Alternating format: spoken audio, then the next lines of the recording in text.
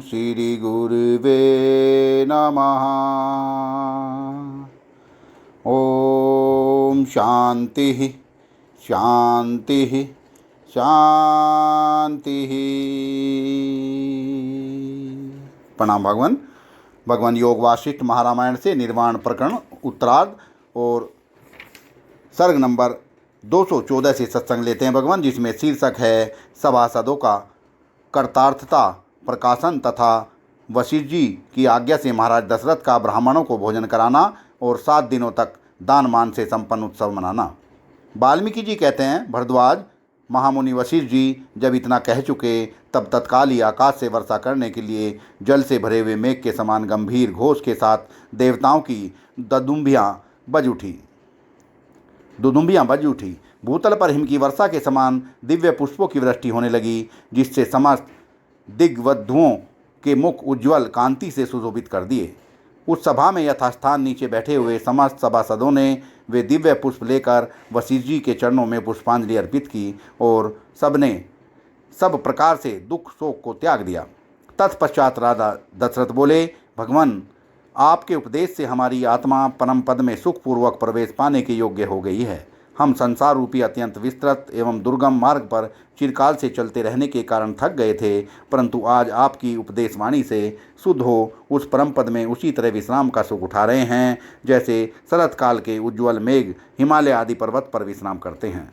पुरुषार्थ की सिद्धि के लिए हम अवश्य करने योग्य कर्मों की अवधि आज पूरी हो गई। हम लोग कृत्य हो गए। हमने आपत्तियों की चरम सीमा देख ली।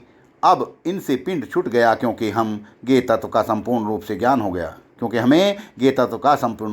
हो गया और हम परम पद में विश्राम पा रहे हैं। श्री राम बोले, मुनीश्वर आपकी वाणी सुनकर इतना सुख मिल रहा था मानो अमृत का भी सेक प्राप्त हो रहा हो। उसे बारंबार याद करके मैं परम पूजित और शांत होने पर भी रह रहकर हर्षित हो उठता हूँ। अब मुझे न तो कोई कर्म से प्रयोजन है और न उसे करने से न छोड़ने से ही। जैसे हूँ उसी तरह निश्चिंत हूँ। आपके उस उपदेश वचन से विश्राम सुख का जैसा उपाय प्राप्त हुआ है वैसा दूसरा कौन होगा। दूसरी दृष्टि भी कैसी होगी। अहो, हमें विश्वास सुख की असीम विस्तार वाली भूमि प्राप्त हो गई है। आपकी कृपा के बिना मनुष्य इस ज्ञान दृष्टि को कैसे जान सकता है। भला पुल या जहाज के बिना बालक समुद्र को कैसे पार कर सकता है। लक्ष्मण जी बोले, आज मुनीश्वर वशिष्ठ जी की वाणी से जो बोध प्राप्त हुआ है वह अनंत जन्मांतरों से बढ़ी हुई दुर्वासनाओं के कारण उत्पन्न होने वाले संशयों का नाशक है तथा जन्मांतरों से संचित किए गए सैकड़ों पुण्यों के उत्तम फल को प्रकट करने वाला है। इस बोध से विचार के लिए उद्यत हुए मेरे मन में आज पूर्ण चंद्रमा के समान आह्लाद प्रदान करने वाला परमात्मा प्रकाश उदित हो गया है। ऐसी निर्तिशय आनंद प्रकाश रूप आत्मदृष्टि के प्रत्यक्ष दिखाई देने पर भी लोग अपने दुर्भाग्य के कारण सैकड़ों दोषपूर्ण दशाओं द्वारा दुख की आग से सूखे काठ की भांति जलाए जा रहे हैं। यह महान आश्चर्य है। श्री विश्वामित्र जी ने कहा, अहो, हमारे लिए बड़े हर्ष की बात है कि वशिष्ठ मुनि के मुख से हमें यह परम पवित्र महान ज्ञान सुनने को मिला, जिससे हम लोग सहस्रों बार गंगा में स्नान किए हुए के समान अत्यंत पवित्र होकर बैठे हैं। नारद जी ने कहा, मैंने ब्रह्मलोक में, स्वर्ग में और भूतल पर भी आज से पहले जिसे नहीं सुना था, उस परम ज्ञान को सुनकर मेरे दोनों कान पवित्र हो गए।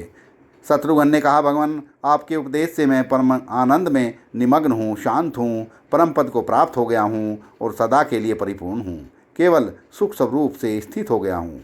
राजा दशरथ बोले, हमारे अनेक जन्मों से संचित पुण्य से ही इन धीर मुनि स्वर ने हमको उस परम उत्तम ज्ञान का उपदेश दिया, जिससे हम सभी पवित्र हो गए हैं। वाल्मीकि जी कहते हैं, भरद्वाज जब राजा के साथ समस्त सभासद वहाँ इस तरह की बातें कर रहे थे, उस समय महर्षि वशिष्ठ जी ज्ञान से पवित्र हुई वाणी द्वारा यूँ बोले, राजन रघुकुल चंद्र, अब मैं जो कहता हूँ उसे करो।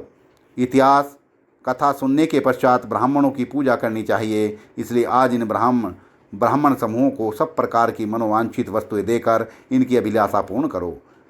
इससे तुम्हें वेदार्थ तुल्य इस महारामायण के श्रवण का पूरा तथा अक्षय फल प्राप्त होगा। मोक्ष की उपायभूत कथा वस्तु की समाप्ति होने पर एक तुच्छ एवं दरिद्र मनुष्य को भी अपनी शक्ति के अनुसार ब्राह्मण का पूजन करना चाहिए।